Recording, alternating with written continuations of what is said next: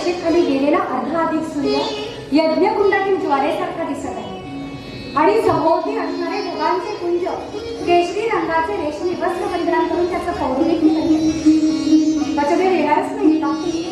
सूर्यास्ता अगोदर या उपवनात भेटा असं मी त्यांना निरोप पाठविला होता, पण अजूनही ते आले नाही का? माझं पुराण वाऱ्यावरच मिळून गेलं.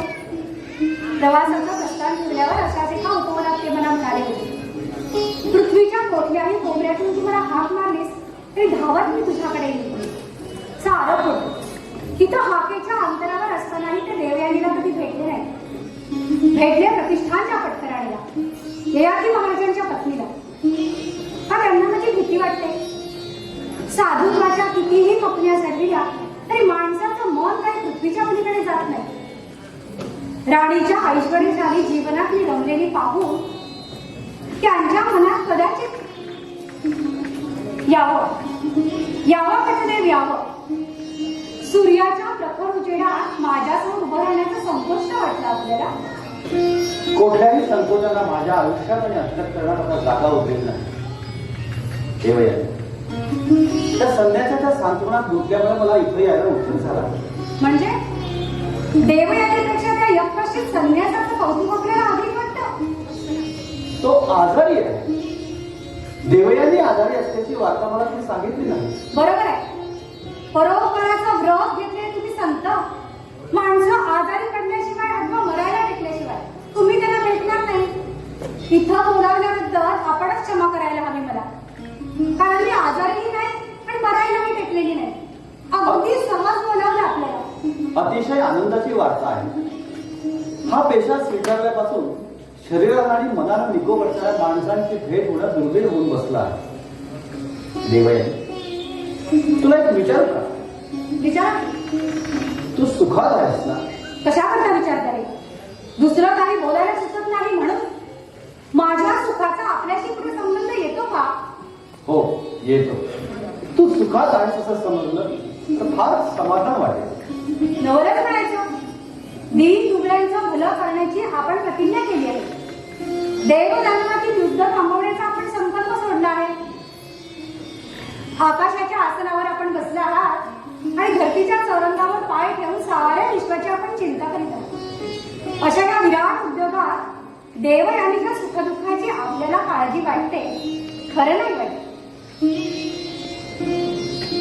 जे आहे असं मी मानतो, त्याबद्दल शंका कशाला? माझा प्रश्न अगदी साधा आहे.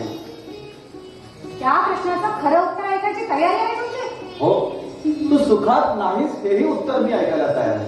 नव्हे, तुम्हाला तेच उत्तर अपेक्षित आहे. तुमच्यासारख्या साधू संतांना वाटलं ज्या स्त्रीला आपल्या परब्रह्माचं भाग्य लाभलं नाही अशी स्त्री एखाद्या काळोखात रडत किंवा तडफडत बसलेली असते. जवळच्या माणसांची मन पायात चिंडल्याशिवाय तुमच्या मोठेपणाचे महाल तुम्हाला बांधता येत नाही.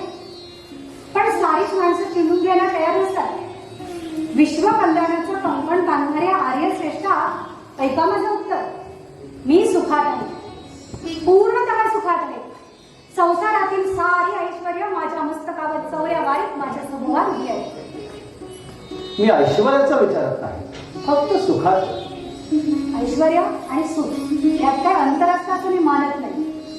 भिक्षेच्या तुटक्या झोळीतही सुखाचा शोध घेता येतो हे आपल्यासारख्या साधू संतांचं मत अद्याप संसारी जगाने स्वीकारलेलं नाही.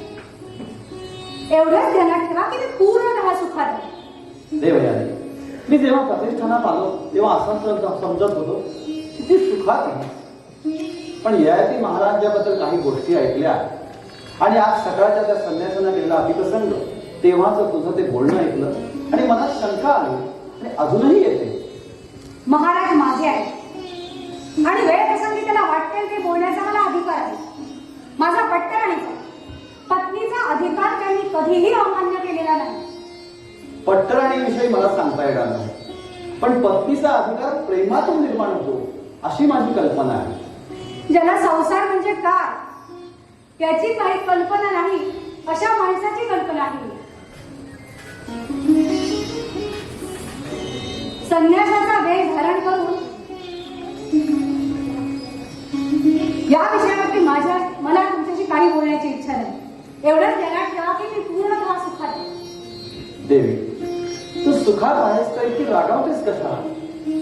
काही माणसांची जीभ आज मोडलेल्या रथासारखी अशी तिरपी चालते.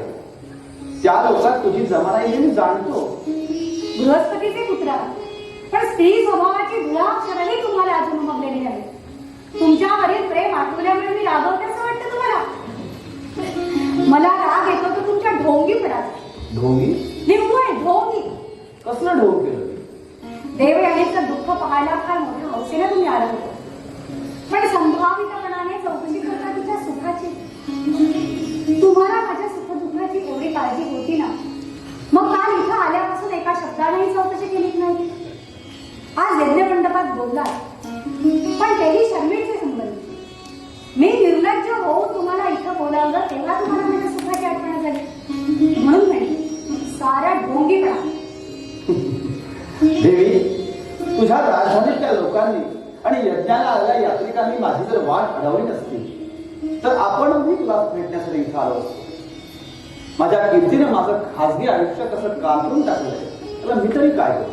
मी म्हणते ते हेच, संन्यासाचा वेश धारण करून आपण परोपकार करीत आहात असा आविर्भाव तुम्ही आणता. पण तुमच्यासारख्या हवा असतो तो स्वतःचा जय जयकार मूर्खांनी आणि लंपटांनी केलेला. कान जयघोषासाठी चटावलेले, गळे पुष्पवनासाठी अदासलेले आणि शब्द मूर्खांच्या समुदायावर सत्ता गाजविण्यासाठी अदासलेले. त्याच्याने तुमच्या मोठेपणाची काडी ती किंमत मला वाटत नाही. कृपा करून त्याची मिरवणूक माझ्यासमोर काढू नका. देवयानी माझी मोठी पंचायत करते असतो. मी मोठा आहे असं म्हटलं तर तू म्हणशील हा पहा तुमचा गर्व. मी मोठा नाही पण मोठेपणाचा लोक वृथा आरोप माझ्यावर करतात असं म्हटलं तर तू म्हणशील ही पहा तुमची ढोंगी नम्रता. स्वतःला आवडलेल्या आणि पटलेल्या मार्गाने सतत वाटचाल करणारा एक साधा संन्यासी आहे, अगदी सामान्य. या रस्त्यावरच्या मातीत राहणार, त्या मातीतून सतत चालणारा, त्या मातीतच आपल्या जीवनाचं श्रेय शोधणार. माझ्यासारखे मातीचे पुत्र सामान्य असले तरी दुबळे असत नाही. त्या मातीने मला अशी नम्रता दिली आहे की कोणाचेही पाय धरताना मला संकोच वाटत नाही. आणि याच मातीने मला असं सामर्थ्य दिलं आहे की पृथ्वी तलावरील कोणत्याही संपत्तीचा अथवा सत्तेचा अधिकार का पदार्थ मानताना मला भय वाटत नाही. मला कोण मोठं मानलं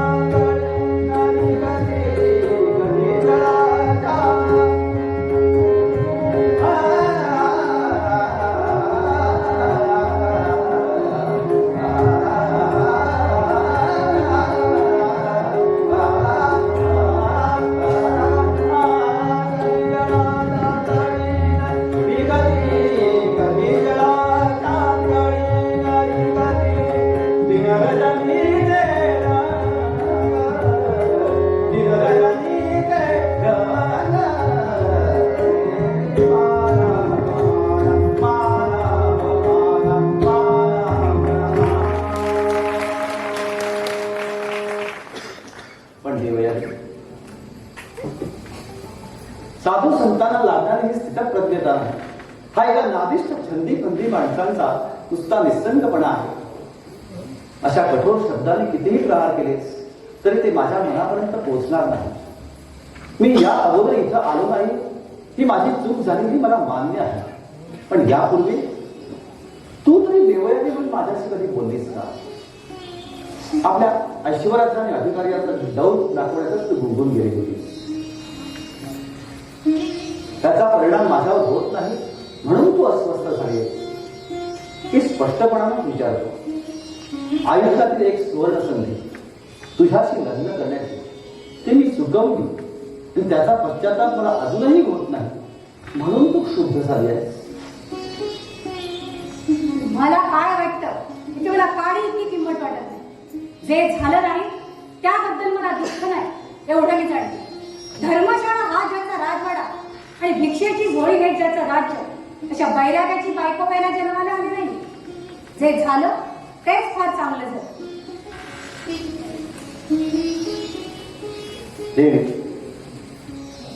हे ऐकून मला नितांत समाधान वाटतं.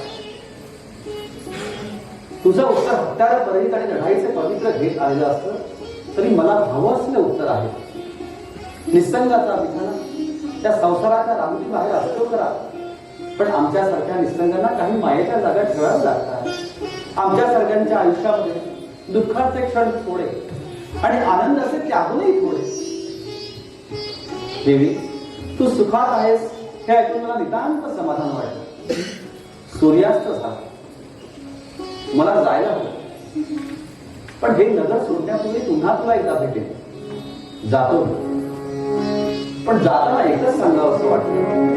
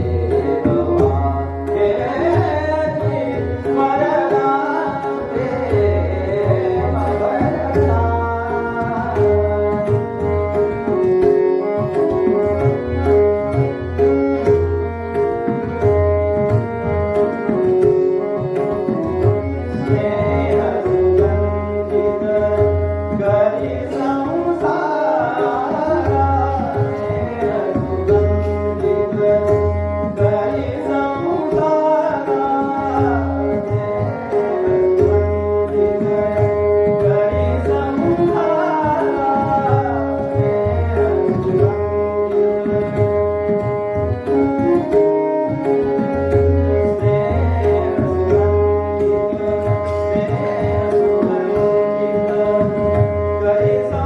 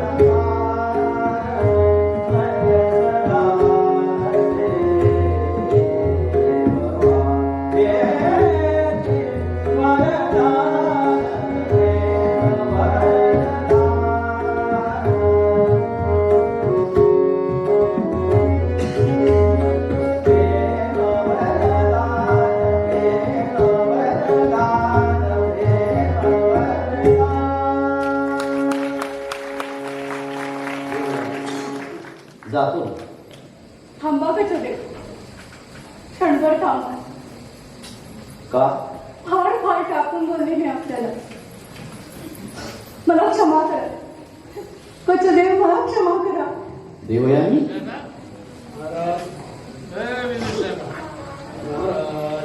आपण कुठं चाललोय?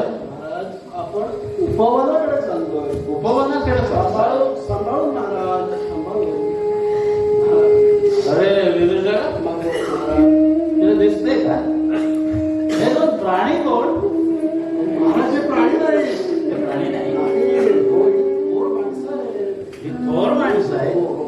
अरे माणसं थोर असो, गरीब असो, लहान असो, मोठी असो, सद्गुणी असो, दुर्गुणी असो, अरे पण शेवटी प्राणी. अरे शेवटी काय, सुरुवातीला ही प्राणीच आणि मध्येही प्राणीच. महाराज आपण समजतात तसे हे प्राणी नाही. हे वेगळे प्राणी आहे. वेगळे प्राणी. म्हणजे बघा, एखाद्या दगडावर आपण पाय ठेवतो बरोबर, आणि त्याला पायरी म्हणतो. एखाद्या दगडावर आपण डोकं ठेवतो आणि त्याला देव मानतो. त्याला देव म्हणतो. तद्वतच प्राणी मात्रामध्ये भेद असतो. आणि मद्याच्या नशेतही तो आपल्याला ओळखता आला पाहिजे असं माझं नम्र मत आहे महाराज. महाराज मद्य प्यायल्याने अर्थातच मद्य न पिताही महाराज असं बोलू शकतात असं वाटतं की काय आपल्याला? महाराज, यज्ञाला आलेला शेवटचा पाहुणा जाईपर्यंत आपण मद्याला स्पर्श करणार नाही असं वचन दिलं होतं आपण मला. आपण वचन मोडलंय. विदूषका, कोणाला दिलं होतं वचन? मला, या शुक्रकन्येला, प्रतिष्ठानच्या सम्राज्ञीला, देवयानीला. प्रदेशांची सम्राट शुक्रकन्या देवयानी. अरे प्रतिष्ठानचा सम्राट कोण? आपणच मानू. मी. आणि प्रतिष्ठानची सम्राट, पण प्रतिष्ठानची सम्राज्ञी माझी बायको नाही. अरे विदूषका, त्या माणसांच्या व्यवहारात काहीतरी गोंधळ उडालेला दिसतो. गोंधळ नाही महाराज, गोंधळ आपल्या डोक्यात उडाला. डोक्यात? माझ्या माणसाचं जग हे माणसाच्या डोक्यावरच असतं. त्यामुळे डोक्यात उडालेला गोंधळ आपल्याला जगात दिसावा यात मोठं आश्चर्य नाही. हो महाराज, या आपल्या पट्टराणी भगवती देवयानी आहेत त्या. ही देवयानी? हो हो हो, देवयानी. अरे पण मग तिची चोच कुठे आहे? चोच? महाराज, माणसाला चोच नसते. अरे विदूषका, ही घार आहे, घार. हो, एका उंच झाडावर बसलेली. या झाडाला पानं नाही, फुलं नाही. अरे फक्त हाडासारख्या फांद्या आहेत, फांद्या. विजूळ झाडावर बसलेली. आपली वागदर चोच आपल्या पंखावर घासत, आपल्या लाल भडक भयभीत डोळ्याने बघ बघ, अरे बघ, सारखी सारखी माझ्याकडे बघते रे. महाराज महाराज, आपण मंदिराकडे परत जाऊ. तरी मी आपल्याला सांगत होतो बाहेर पडण्यापूर्वी एक फुलपत्रावर थंड पाणी डोक्यावर होता म्हणून, पण आपण माझं नाही ऐकलं. अहो, तुम्ही याला घार म्हणाला, थोड्या वेळानं मला पोपट, आता कावळा म्हणा. तू कावळाच? महाराज, हो, तू कावळाच आहेस. अरे देवयानी आहे, तू म्हणतोस तशी घाल नाही. प्रतिष्ठानची सम्राट, शुक्राचार्यांची कन्या. आणि हा गोसावी कोण? महाराज, गोसावी नव्हे, हो त्रिभुवनाला वंद्य असलेले आपले अतिथी, आपले पाहुणे, आपले मित्र कचदेव आहेत ते. कसं दे? हो, माझा मित्र, हो, माझा पाहुणा. मग विदूषका मला सांग, या माझ्या पत्नीनं, या देवयानीनं त्या पाहुण्याचा हात कशासाठी धरला होता?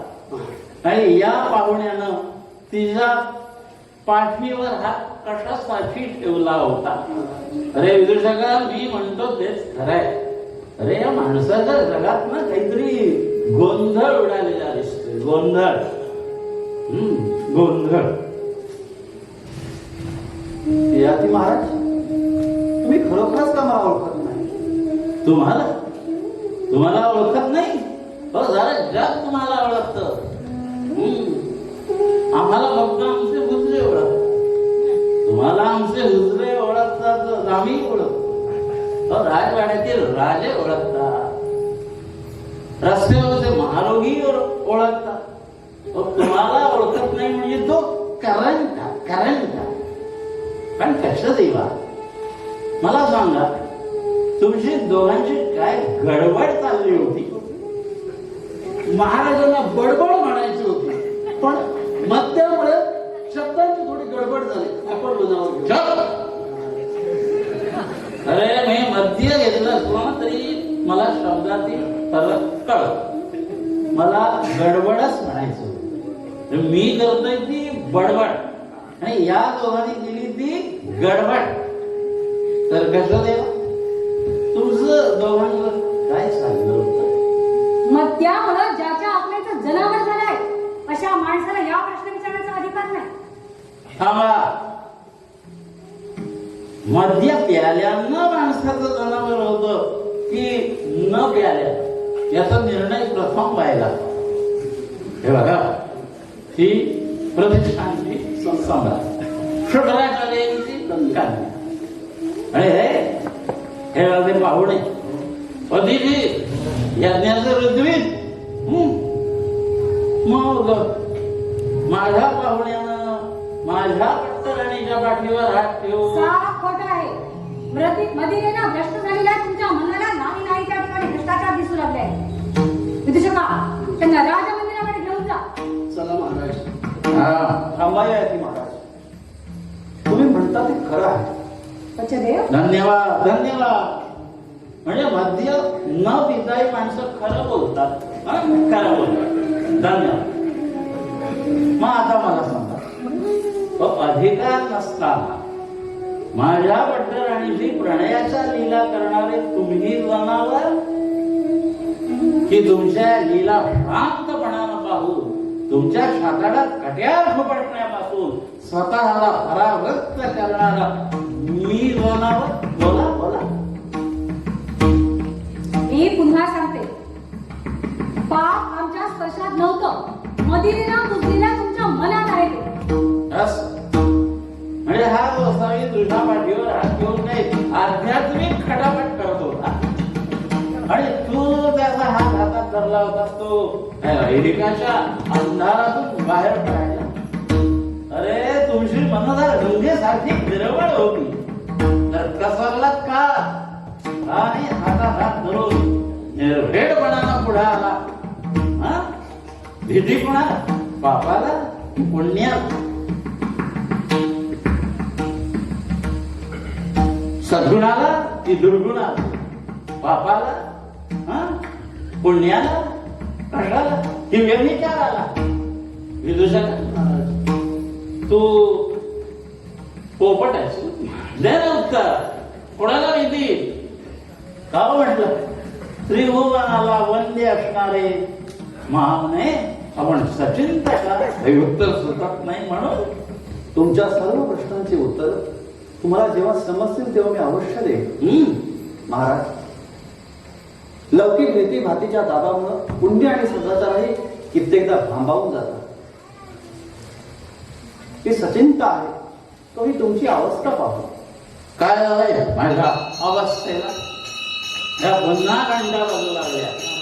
पुन्हा घंटा बाजू लागल्या. क्षमा असावी, आम्ही आपल्या अशोकवनात शोध घेण्याचा प्रयत्न करत होतो. का? यती महाराज पुन्हा उन्मत्त झाले आहेत.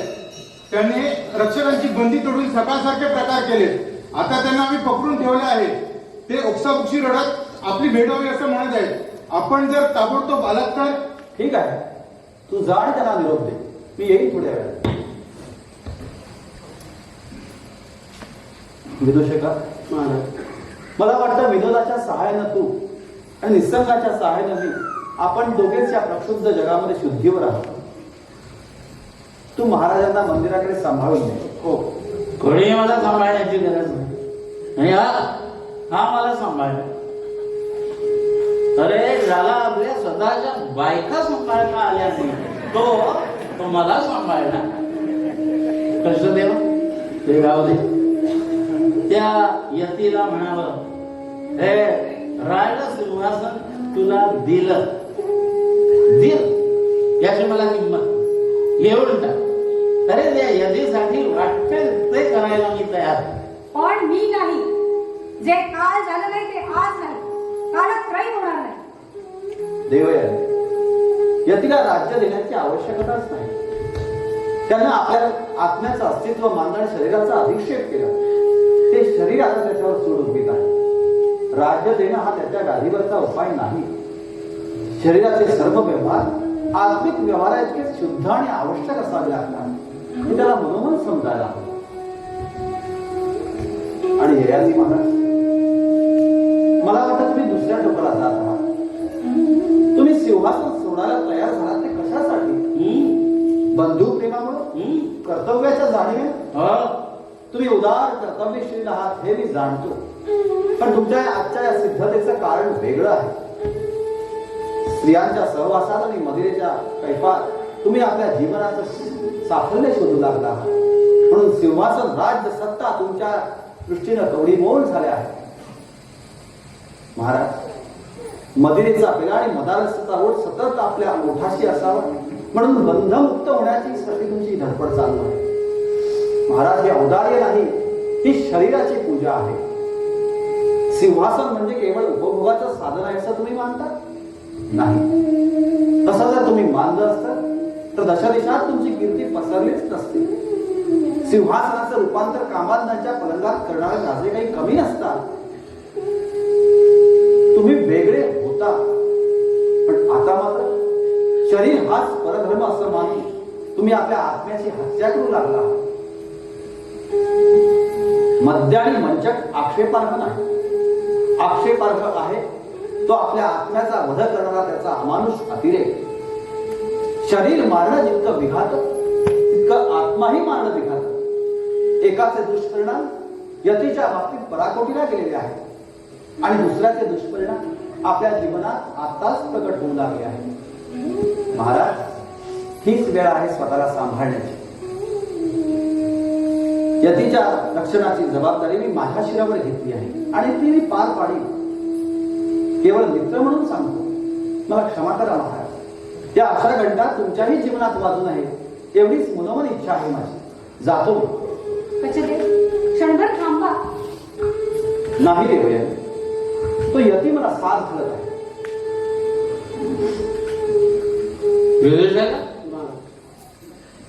तो गोसावी काय म्हणत होता? गोसावी नाही महाराज, कच देवते. चुकलो कच्छ देव. काय काय म्हणायचं होतं? आपला जुगात घातलेल्या लांब लचक लुगड्यासारखं काहीतरी बोलला. काय म्हणायचं? मला म्हणाला की तुमचा आत्मा जागृत करा. असं म्हणाला? हो, असं म्हणाला. माझा आत्मा जागृत. हो. अरे त्याला म्हणावं आपला आत्मा जागृत करा, दुसऱ्याच्या आत्मे जागृत.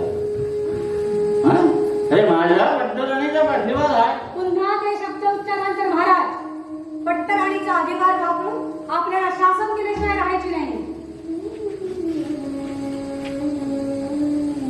हे बघ, आश्रमामध्ये तुमचं काहीतरी दोघांचं झालं होतं, ऐकलंय मला ठाऊक. पण ते कशदेव म्हणाले की देवाने आपली धाकटी बघितली. हो, धाकटी बघितली. म्हणजे बघा, बहिणीनं भावाला मिठ्या मारायला माझी मुळीच हरकत नाही. पण म्हणजे कुणी कुणाला मिठ्या मारल्या तरी मी हरकत घेणार नाही. पण कुणी कोणाची फसवणूक करू नये एवढा माझा आग्रह आहे. मद्यामुळे ज्याच्या आत्मेचा उकीर्ण झालाय अशा माणसाला या गोष्टी समजायच्या आहेत. महाराज, तुम्ही काहीही म्हणा, मला त्याची काळी इतकी किंमत वाटत. पण जाताना एकच बजावून सांगतो, जर लक्ष देऊ नये का. आज मद्याचा निषेध का असेना, पण तुम्ही माझा अपमान करायला सुरुवात केली आहे. माझ्या अधिकाराचा पर्व संपवण्याची प्रस्तावनाही असेल कदाचित. पण लक्षात असू द्या, मी प्रथम शुक्राचार्यांची कन्या आहे, मग इतर सर्व नाही.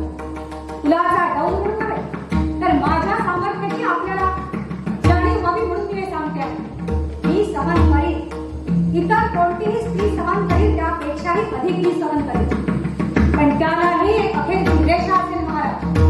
आणि ही रेषा ओलांडायला जर कधी काही आपण मला भाग पाडला तर लक्षात ठेवा, त्रैलोक्यातील कोणतीही शक्ती आपलं रक्षण करू शकणार नाही. बाबांनी आपल्या तपोधनाचा काही अंश मला कन्याधन म्हणून दिलेला आहे. त्याचा जीवनात एकदा एक क्षण मी वापर करू शकते. हवा तो वर देव अथवा हवा तो शाप देव. ऐकावं करा.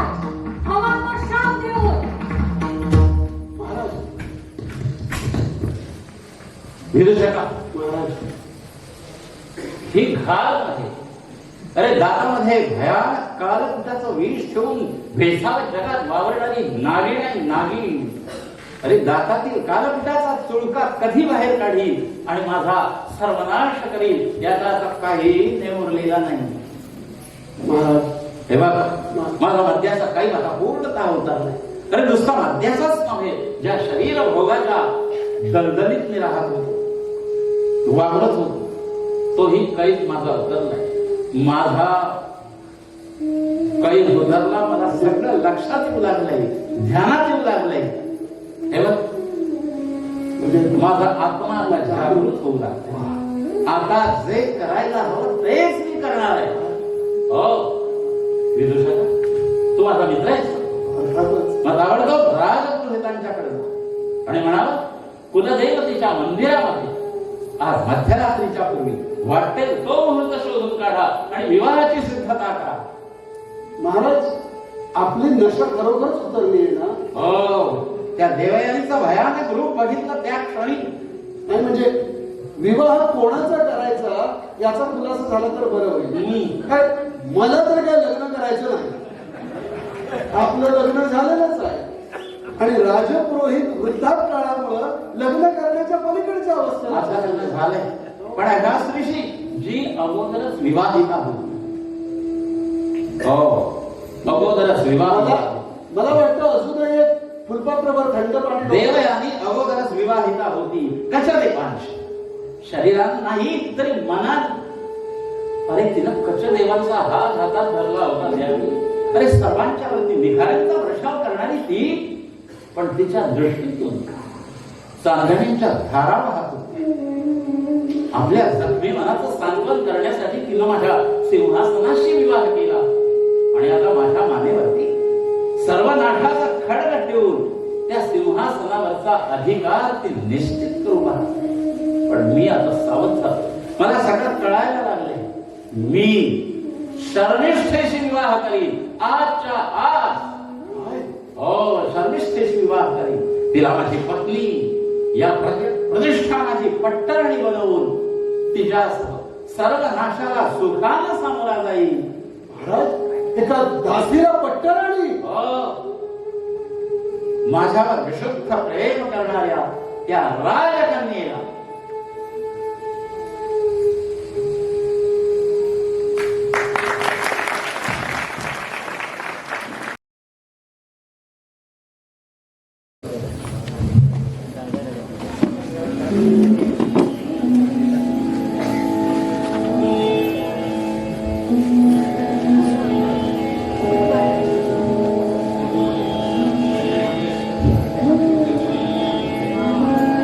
आज कितीतरी दिवसांनी मी हे नृत्याचे चाळ पायात घातले.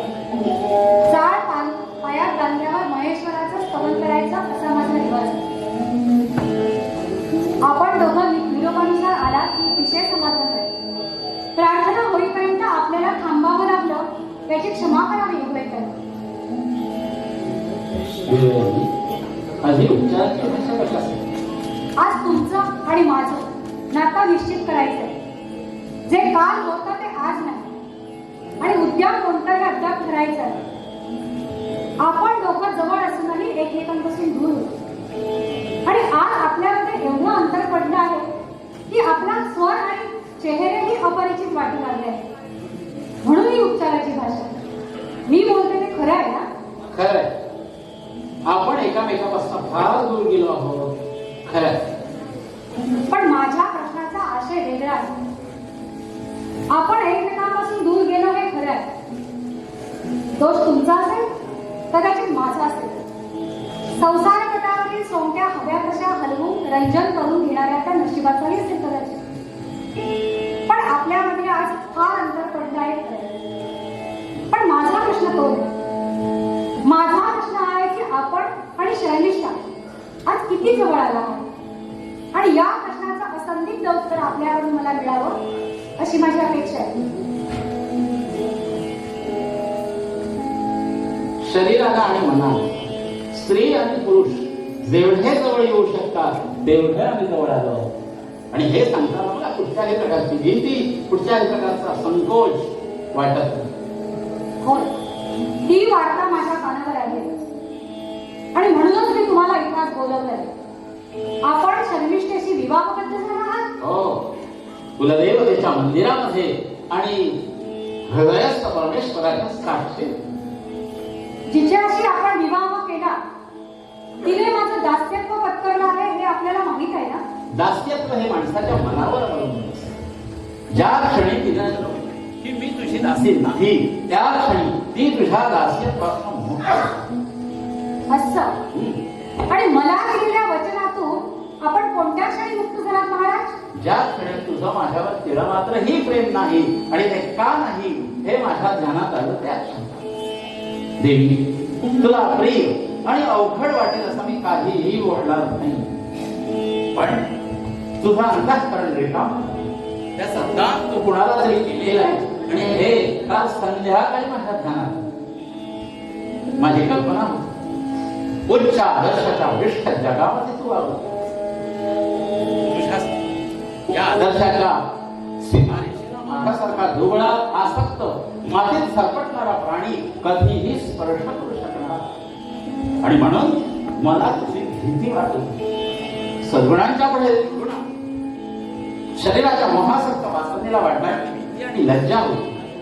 मी पराक्रमी, मी सच्ची नाही, जीवनामध्ये शिवाजी आणि सौंदर्याची उपासना करणार आहे अशा रेशमी पुरुषाच्या ठिकाणी वावरतो. पण देवी, हा दोष तो आपल्या विवाहाच्या पहिल्या मिलनाच्या प्रसंगी फोडला आणि मला त्याच्यातून बाहेर काढला. एखाद्या महारव्यात आरशासमोर आपलं प्रथमच दर्शन यावं याप्रमाणे मला तुझ्या सद्गुणांच्या ठिकाणी माझ्या कमकुवतपणाचं प्रथम दर्शन झालं. त्याही पेक्षा स्वतः आरशाचा द्वेष केला आणि स्वतःचा तिरस्कार. यातनेच्या या तुरुंगातून बाहेर जाण्यासाठी एकच मार्ग होता आणि त्या मार्गाने मी वाटचाल करू लागलो. जे आदर्श असाध्य होते ते मी नाकारले, जे साध्य होते त्यांचे आदर्श बनले. आत्मा नाकारला आणि शरीरासाठी लोक. तू माझ्यावरती स्वामित्वाची मुद्रा मारलीस आणि माझ्याकडे पाठही फिरवली. सिंहासनाच्या वेदीला बांधलेले एक जनावर एवढीच किंमत तुझ्या जीवनामध्ये मला होती आणि मीही प्रामाणिकपणानं जनावर होण्याचं ठरवून मनपूर्वक प्रयत्न केला. हे बघ, तुझ्या चापकाच्या माऱ्यात ज्यावेळी यायचं ना त्यावेळी तुझ्या मनासारखं वाटायचं, पण त्या परिसरातनं बाहेर पडल्यानंतर माझ्यातील पशुत्वाला जागा राहत नव्हती. भयानक अशा काळोखात मी सैरावलेला पळत होतो तुझ्यापासून दूर जाण्यासाठी आणि माझ्यातील माणसापासून दूर जाण्यासाठी. काट्या कोट्यावर पडत होतो, दगडांवर आपटत होतो, रक्तबंबाळ होत होतो. भूतांच्या टिंकाल्या हिंस्रश्वापदांच्या गर्जना कानावर येत होत्या. तरीही मी असहाय्यपणे धावत होतो. पण अशा माझ्यासमोर हातामध्ये दिवा घेऊन उभी राहिली ती शर्मिष्ठा. तिनं माझ्या दुर्गुणाची तमा बाळगली नाही, ती माझ्या उत्कर्षाची आशा बाळगली नाही. तिनं माझ्यावर फक्त प्रेम केलं, अगदी वेड्यासारखं. चकला महाराज, आपण चकला. माझ्या संबंधी आपण जे सांगता ते खरं असेलही कदाचित, पण या दानव कन्येनं आपल्याला धूर्तपणानं चकवलं यात शंका नाही. बायकांची मुलं बायकांनाच समजतात. एक स्त्री जे कारस्थान करू शकते ते 1000 पुरुषांच्या एकवटलेल्या बुद्धीलाही करता येणार नाही. पुरुषांच्या प्रतिभा त्यांच्या जन्मसिद्ध वासनेनं पांगळ्या झालेल्या असतात. त्यातूनही एखाद्या लंपट पुरुषाशी गाठ पडली तर त्याच्या मनाच्या ओल्या शाडूला हवा तसा आकार देणं हा या धूर्त आणि सुंदर स्त्रियांच्या केवळ हातचा मळ. म्हणून सांगते महाराज, नाटक, निव्वळ नाटक. अरे नाटक जर असं मनापासून आणि खऱ्याप्रमाणे होत असेल तर त्याला सत्य मानायला मला मुळीच संदेह वाटत नाही. हे बघ, शर्मिष्ठेच्या प्रेमामुळे मला त्रास, माणसाशी असलेलं माझं नातं जिवंत आहे. अगं, कुठच्याही स्त्रीला जवळ करणारा मी पण हिला मात्र मी जवळ करू शकलो नाही. केवळ पलंक दासी म्हणून मला तिचा अपमान करायचा नव्हता. मी तुझी फसवणूक केली. सोन्याची आवई आणून पितळेचा तुकडा तुझ्या पदराला बांधला अशी माझी भावना नाही. पण शर्मिष्ठीच्या प्रेमाला कुठच्याही प्रकारचं उत्तर किंवा अधिकार देण्याचा मला अधिकार नव्हता. मला मोकळीच नव्हती. तुझ्या रथाच्या चाकाला बांधलेला एक मी जनावर होतो. अखेरच्या काळापर्यंत तडफडत रक्तबंबाळ अशा अवस्थेमध्ये मला जायचं होतं. पण काल संध्याकाळी सारा भ्रमा निराश झाला. फसवणूक मी केली नाही, फसवणूक केलीस तू माझी. धूर्तपणानं कारस्थान केलंस तू, मला बाधाक्रांत करतेस. अगं तुझे आदर्श आकर्षक असतील पण तू सुद्धा माझ्याप्रमाणे चिखलानं बरवटलेली आहेस. या शर्मिष्ठेला जवळ करण्याचा, तिचा स्वीकार करण्याचाच नव्हे तर गलिच्छ लष्कराप्रमाणे तुला दूर फेकून देण्याचाही मला अधिकार आहे. पण मी तसं करणार नाही, कारण तू व्यथित आहे आणि एक वेळ मी तुझ्यावर मनापासून प्रेम केले हे मला विसरता आहे. हे बघ, मी शर्मिष्ठेचा स्वीकार केलाय माझी पत्नी म्हणून. या प्रतिष्ठानची पट्टराणी तुझ्या राणीपदाच्या सन्मानास या वाड्यामध्ये, या राज्यामध्ये तुला मनाप्रमाणे कुठेही राहता येईल. तू मला शापाची भीती घातलीस, पण आता मला तुझ्या क्रोधाची, तुझ्या शापाची अथवा शुक्राचार्यांच्या तपाची काडी मात्र ही भीती वाटत नाही. आता निर्भय झाला. महाराज, भगवतींच्या सामर्थ्याची आपल्याला पुरेशी कल्पना नाही. आपण माझ्यासाठी हे साहस करू नये. माझी प्रार्थना ऐकावी आपण. हे साहस मी कुणासाठीही करत नाही. जागृत झालेल्या माझ्या आत्म्याची वारी. अरे जगायचं असेल तर माझ्या विवेकाच्या आदर्शानुसार जगेल, नसेल तर सुखानं मरून जाईल. जे तुला सांगायचं ते मी सांगितले. आता मला जगण्याची परवानगी आहे. आणखी थोडा वेळ महाराज. मी आपल्याला म्हटलं स्त्रीला सहन करता येईल तेवढं मी सहन करेन. आपण दिलेलं शासन मी स्वीकारेन. मी पराभूत झाले आहे आणि पराभूत होण्या इतका दुसरा कोणताही अपराध नाही याची जाणीव आहे मला. शर्मिष्ठेला जागा करून देण्यासाठी मी सिंहासनावर उठायला तयार आहे. देवी, कृपा करा. आपल्या सहानुभूतीची मला केवळ मात्र का आवश्यकता नाही. कुबेरावर संकट आलं म्हणून भिक्षेकराच्या मुठभर झोळीत त्या तांदळाला त्याचं निवारण होत नसतं. आपली सहानुभूती मला नको आहे. माझा एक प्रश्न आहे, त्याचं फक्त उत्तर हवंय मला. कोणता प्रश्न? मी गर्भवती आहे.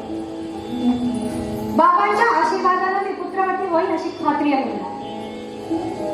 माझा पराभव तो माझ्या गर्भातील पुत्राचा पराभव होऊ नये. नहुष महाराजांचं स्मरण करून या शिवाच्या मूर्तीसमोर आपण मला अभिवचन द्यावं की युवराज पद माझ्या पुत्राला दिलं जाईल. पट्टराणीचं पद सोडायला मी तयार आहे, पण माझा मुलगा मात्र प्रतिष्ठाचा सम्राट झाला पाहिजे. माझी ही मागणी आपण मान्य करणार आहात? नाही. तुझी ही मागणी मान्य करणं म्हणजे या शर्मिष्ठेच्या प्रेमाची वंचना करण्यासाठी. अगं मग तिच्या राणीपदाला काय अर्थ आहे? हे मागणं मी कधीही मान्य करू शकत नाही. कालत्रयी मान्य करणार नाही. महाराज, आपण भगवतींना त्या मागतात ते वचन द्यावं. त्या वडील आहे. युवराज पदाचा अधिकार त्यांच्या मुलाला मिळायला हवा. नाही, शक्य नाही. तथास्तु. हाही पराभव पत्करायला मी तयार आहे. पण आणखी थोडा वेळ महाराज. आपण म्हटलं नृत्यातली तुझी कीर्ती मी ऐकली आहे, ते पाहायचं आहे मला. पण प्रतिष्ठानच्या सम्राज्ञीनं इतरांच्या मनोरंजनासाठी नृत्य करावं श्रेयस्कर वाटायचं नाही मला. मी म्हटलं आपली ही इच्छा कधीतरी मी पूर्ण करेन. आज ती वेळ आली. जीवनाच्या एका दालनातून दुसऱ्या दालनात मी प्रवेश करीत आहे. अशा वेळी सदाशिवाची नृत्यपूजा करून त्याचा आशीर्वाद घ्यावा असं मी ठरविलं होतं. पूजेची सर्व सिद्धता झाली आहे. आपण थोडा वेळ थांबावं आणि माझ्याबरोबर कैलासनाथाची प्रार्थना करावी अशी विनंती आहे माझी. शर्मिष्ठा सवत असली तरी जुनी मैत्रीण आहे माझी. आपण रागवला असतात तरी माझे पतिदेव आहात. देवयानीची एवढी एक विनंती आपण मान्य करावी. कैलासनाथाची प्रार्थना करून त्याचे आशीर्वाद मस्तकावर घेऊन आपापल्या मार्गाने वाटचाल करावी. कदाचित आपली भेट पुन्हा कधी होणारही नाही. देवयानीची एवढी एक विनंती आपण मान्य करावी. ठीक, कर तुझ्या पूजेला प्रारंभ. फार फार आभारी आहे. आपण बसावं या आसनावर. ठीक, कर. विदूषका, राणीचं नृत्य कधी पाहिलं होतंस का? नाही भगवंत, यापूर्वी कधी पाहिलं नव्हतं. पण खरं सांगायचं तर आता सुद्धा पाहण्याची इच्छा नाही. पण काय करणार, त्या वाचून गत्यंतर दिसत नाहीये.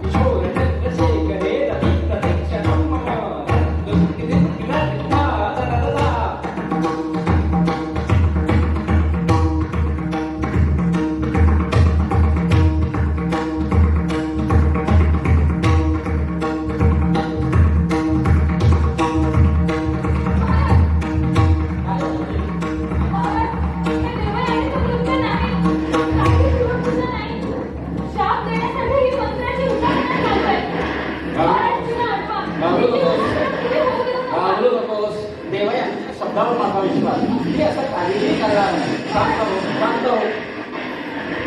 तिला आठवा.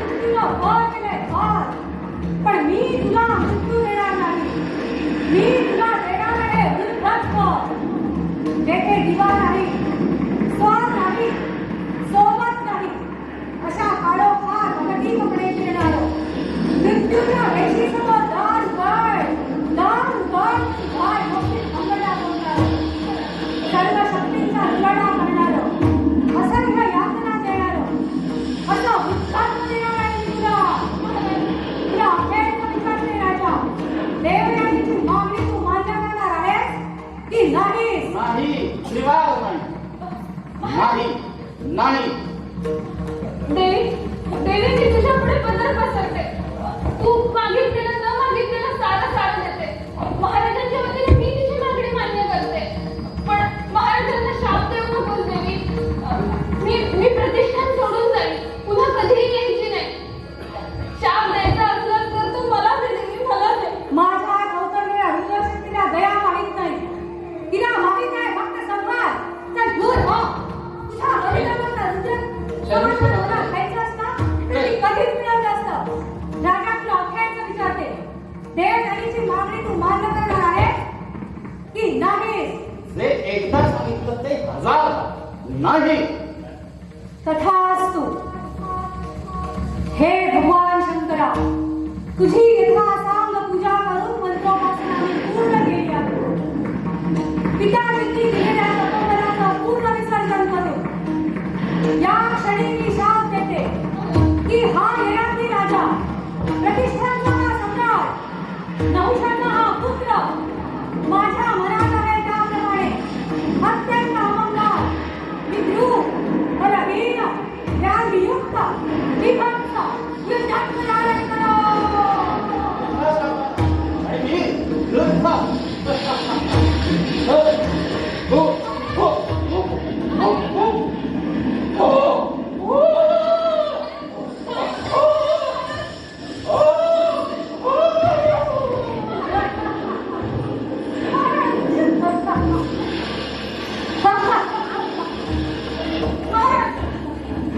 संपला संपला.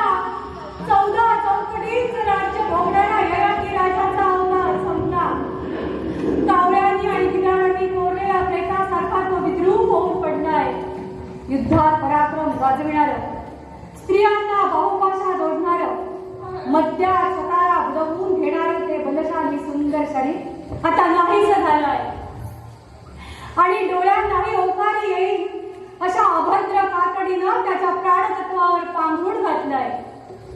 सचिवांच्या, मित्रांच्या, स्त्रियांच्या मेळाव्यात सुखानं प्रवास करणारा हा कीर्तिमान प्रियदर्शन सार्वभौम राजा आता एकटा पडलाय.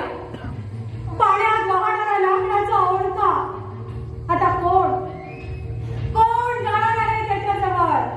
मी जाईन. शांताई, मी जाईन. जा जा आणि आपल्याला दृष्टीचं दान दिल्याबद्दल त्या परमेश्वराचा धिक्कार कर. महाराज उठा. या डाकिणीच्या महालातून बाहेर चला महाराज. या अहंकाराच्या भट्टीने आपल्याला जाळून टाकलंय. पण महाराज मी आहे. मी कल्पांतापर्यंत आपल्या शेजारी उभी राहीन. तुम्ही वृद्ध असा, अमंगल असा, रोगी असा, कुरूप असा, कसेही असा, पण तुम्ही माझे आहात. माझे आहात. कधीही सोडून जायची नाही मी तुम्हाला. महाराज महाराज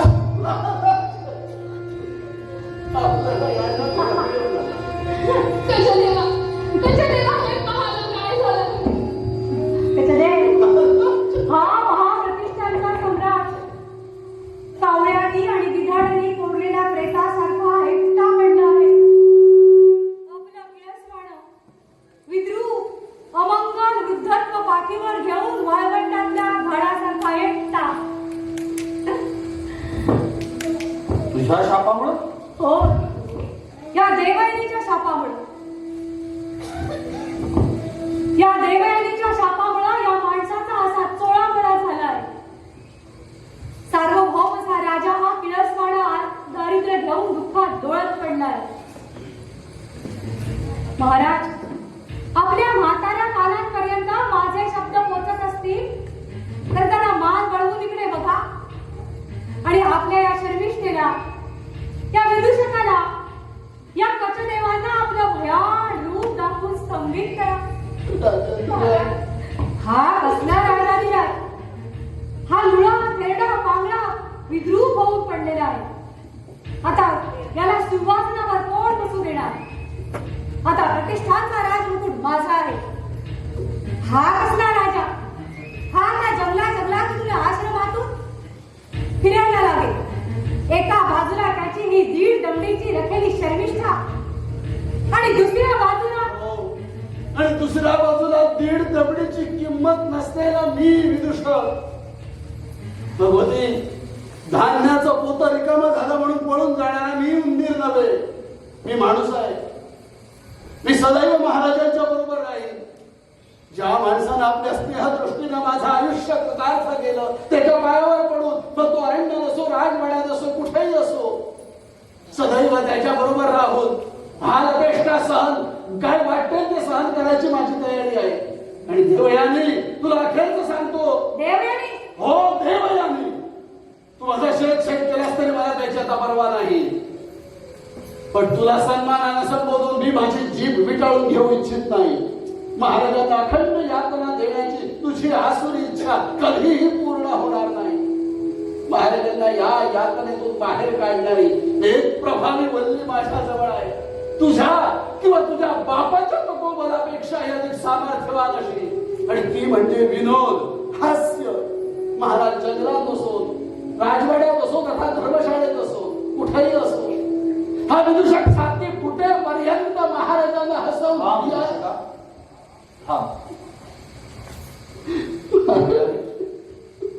तू जे केलंस त्याबद्दल तुला पश्चाताप वाटत नाही? पश्चाताप? संसाराच्या राहुनी बाहेर बिछाना टाकणारे आपण निसर्ग आहात ना. मीही आता तशीच झाले आहे. दया, माया, करुणा या भूतकाळात जमा झाल्या. मला माझ्या मनाचं समाधान मिळवायचं होतं, माझ्या मुक्त मनाचं समाधान मिळवायचं होतं, आणि ते मी मिळवलं आहे. ते समाधान मी तुला मिळवून देणार नाही. तुम्ही? हो, मी. निसर्गाचा बिछाना संसाराच्या राहटी बाहेर असेल, पण तो माणुसकीच्या मर्यादा बाहेर कधीही असतो. देवयानी, तुझ्या पित्याकडून, शुक्राचार्याकडून संजीवनी विद्या मिळवली, ती संरक्षणाचं साधन म्हणून. पण ती जेव्हा संहाराचं साधन आहे असं माझ्या ध्यानात आलं, तेव्हापासून आजपर्यंत मी तिचा कधीही उपयोग केला नाही. तो आज मी करणार आहे. या तिला तुझ्या शापातून मुक्त करण्यासाठी. मृत्यूवर मात करणारा तो महान मंत्र वार्धक्याचंही विसर्जन करू शकतो. पचदेव, तुम्ही माझा असा अपमान करू शकत नाही. ययातीसाठी तुम्ही अशी माझी घोर विटंबना करणार आहात. ययातीसाठी नाही, तुझ्यासाठी. माझ्यासाठी? हो, तुझ्यासाठी. तुझ्यावर माझं अजूनही प्रेम आहे, म्हणून तुझ्यासाठी. पचदेव, तू शाप ययातीला दिला नाहीस, शाप दिला आहेस स्वतः. तू ययातीच्या यौवनाची हत्या केली नाहीस, हत्या केली आहेस आपल्या माणसाची. तू या क्षणी इतकी क्रूर, इतकी भेसूर आणि इतकी अमंगल दिसत आहेस की तुझे भयानक स्वरूप पाहून नरकाचे रखवालदार देखील भयभीत होऊन दूर पडून जाते. तेव्हा तुझा अपमान करण्यासाठी नाही, तुझं रक्षण करण्यासाठी मी संजीवनी मंत्राचा उपयोग करणार आहे.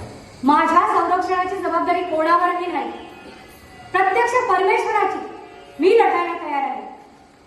परमेश्वराशी तू लढाई करतच आहेस, या पुढेही करशील, पण माझ्याशी मात्र करू शकणार नाही. करेन, हजारदा करेन. पचदेव, तुमचं माझं नातं तुटलं ते मी केव्हाच तोडलं आहे.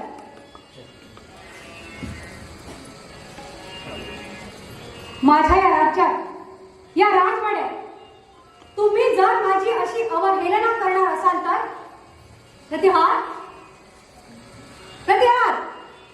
कोणीही माझ्या अंगाला हात लावू शकणार नाही. कोणताही प्रतिहार अथवा सेवक तुझ्यासारख्या उन्मत्त स्त्रीची आज्ञा पाळणार नाही.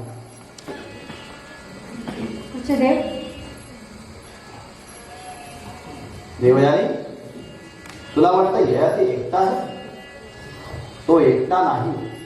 तू हे बघितलंस, दुःख एकाकी नसतं देवयानी. एकाकी असतो तो अहंकार. माणुसकीचा साक्षात्कार घडलेली शर्मिष्ठा विदूषकासारखी माणसं त्या दुःखाभोवती कडकडून उभी राहतात, आणि तुझ्यासारखी माणसं मात्र आपल्या अहंकाराच्या आणि क्रोधाच्या काळ्या 4 पहाडावर पंख जळालेल्या गरुडाप्रमाणे तडफडत असतात, अगदी एकटी. देवयानी, आपण निराधार एकटे आहोत असं तुला नाही वाटत? हो वाटतंय खरं. कोणत्याही दुःखापेक्षा हे दुःख अधिक मोठं आहे. कसे देव, या क्षणी मला तुमचा क्रोध हवाय. क्रोध, माझ्या क्रोधावर कुणाचा तरी क्रोध आदळावा आणि त्यातून निघणाऱ्या ठिणग्यांचा माझ्यावर पाऊस पडावा असं वाटतंय मला. कसे देव, मला शिव्या द्या, शाप द्या, पण असं बोलून माझा चेंदामेंदा करू नका. आणि खरंच तर तुम्ही माझ्यावर एवढं प्रेम करता? हो, पूर्वीपेक्षाही जास्त.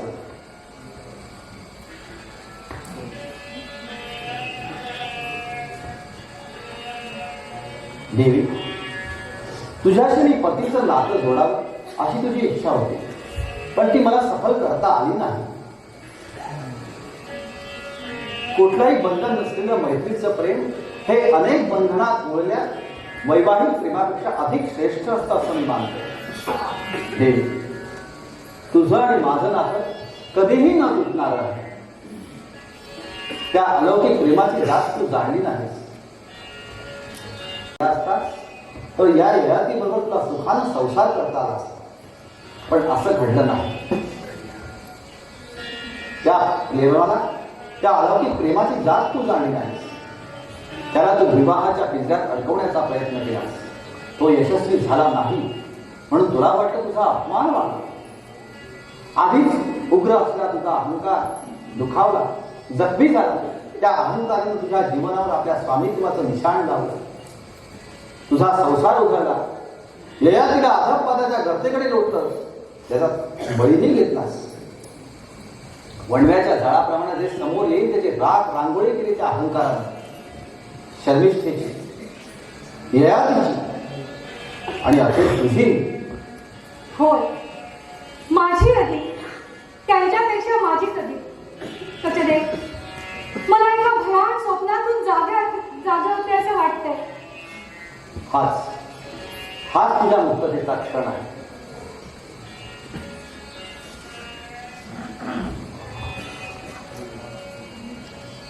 अहंकाराच्या विषारी विरुद्ध तुझी आता मुक्तता होत आहे. शर्मिष्ठे, विदूषका, मी आता संजीवनी मंत्राचा उच्चार करणार आहे. उठा, उठा आणि माझा मंत्रयज्ञ हा सफल हो अशी परमेश्वराजवळ प्रार्थना करा. आणि देवयानी, तू सुद्धा. मी? हो, तू सुद्धा. कसे देव, या पापकृत्याची मीच जन्मदात्री आहे. माझी प्रार्थना परमेश्वरापर्यंत पोहोचायची नाही. आपल्या मंत्रयज्ञात व्यत्यय मात्र आणेल ती. कसं होणार नाही? या क्षणी तुझ्या क्रोधातून निर्माण झालेल्या सर्व या क्रोधातून निर्माण झालेल्या अहंकाराचं या ठिकाणी निरसन होत आहे. प्रेमानं आणि मायेनं आणि भक्तीनं त्या परमेश्वराजवळ येतील. त्याच्यासाठी त्याच्या कृपेची दारं सदैव उघडी असतात. सोडा, हात सोडा. देवी, तू सुद्धा. हो. माझा मंत्रयज्ञ सफल हो अशी त्या परमेश्वराजवळ आपण प्रार्थना करूया. सर्वात्मका सर्वेश्वरा, सर्वात्मका सर्वेश्वरा, सर्वात्मका सर्वेश्वरा.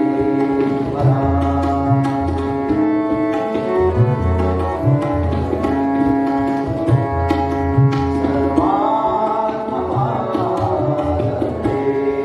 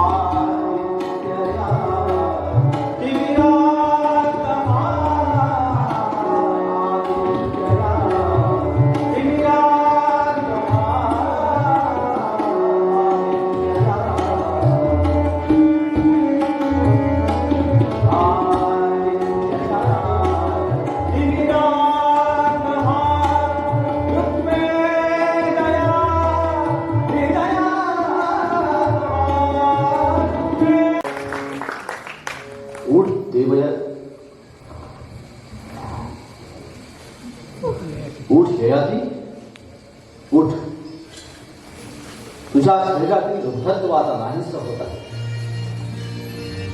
तुझ्या शरीरावरून, तुझ्या जीवनावरून आणि तुझ्या मनावरून या सनातनाच्या कृपेनं देव यांना दिलेला शाप नाहीसा होत आहे.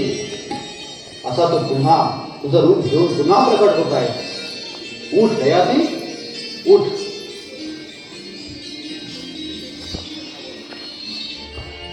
दशदिशात वास्तव्य करणारा आहे अष्टपालांग. पृथ्वीवरील मातीला पावन करणारा हे पार्थिव तत्वांनो, आकाशात अधिपत्य गाजवणारा हे प्रकाश देवता, माझ्या हृदयस्थ मंत्रात प्रकट झालेला या संजीवनी मंत्राला आपल्या दयाशील शक्तीचे आशीर्वाद द्या आणि हा माझा अंत्यजन्म सफल हो असे आशीर्वाद द्या.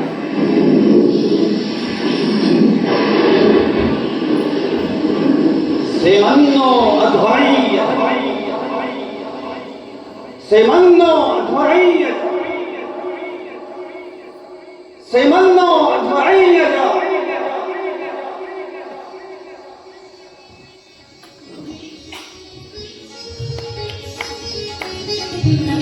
उठ गया.